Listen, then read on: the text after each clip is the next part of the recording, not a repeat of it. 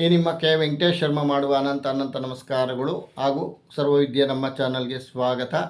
July ತಿಂಗಳ ಮಾಸ ಭವಿಷ್ಯ ಮಕರ ರಾಶಿಯವರು ಯಾವ ರೀತಿ ಇರುತ್ತೆ ಅಂದರೆ 1/7/2026 ಮತ್ತು 31/7/2026 ಒಳಗೆ ನೋಡಿ. ಮಕರ ರಾಶಿಯವರಿಗೆ ಈ ತಿಂಗಳ ಗ್ರಹಸ್ಥಿತಿ ಹೆಚ್ಚು ಅನುಕೂಲಕರವಾಗಿರುವುದಿಲ್ಲ.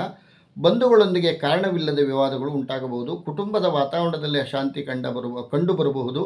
ಆರೋಗ್ಯದ ಬಗ್ಗೆ ಸ್ವಲ್ಪ ಹೆಚ್ಚು ಕಾಳಜಿ ವಹಿಸಬೇಕು. ಉದ್ಯೋಗದಲ್ಲಿ ಇತರರಿಂದ ಟೀಕೆಗಳು ಎದುರಿಸಬೇಕಾಗಬಹುದು. ಸರ್ಕಾರಿ ಸಂಬಂಧಿತ ವ್ಯವಹಾರಗಳಲ್ಲಿ ಎಚ್ಚರಿಕೆ ಅಗತ್ಯ. ಮೇಲಾಧಿಕಾರಿಗಳೊಂದಿಗೆ ಭಿನ್ನಾಭಿಪ್ರಾಯಗಳು ಅವಕಾಶ ಕೊಡದಿರುವುದು ಒಳಿತು. ಅಗತ್ಯ ಸಮಯದಲ್ಲಿ ಕೈಯಲ್ಲಿ ಹಣದ ಕೊರತೆ ಉಂಟಾಗಿ ಹೊಸ ಸಾಲ ಪಡೆಯಬೇಕಾದ ಪರಿಸ್ಥಿತಿ ಬರಬಹುದು.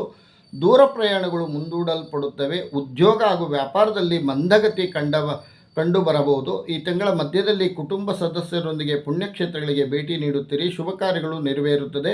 ಶನಿ ಸ್ತೋತ್ರ ಪಾರಾಯಣ ಮಾಡಿದರೆ ಶುಭ ಫಲಗಳು ದೊರೆತು. ಓಂ ಶಂ ಶನೇಶ್ವರಾಯ ನಮಃ ಅಂತ ಜಪ ಮಾಡ್ಕೊಳ್ಳಿ. 1000 ಮಕರ ರಾಶಿಯವರಿಗೆ ತುಂಬ ಅನುಕೂಲ ಆಗುತ್ತೆ.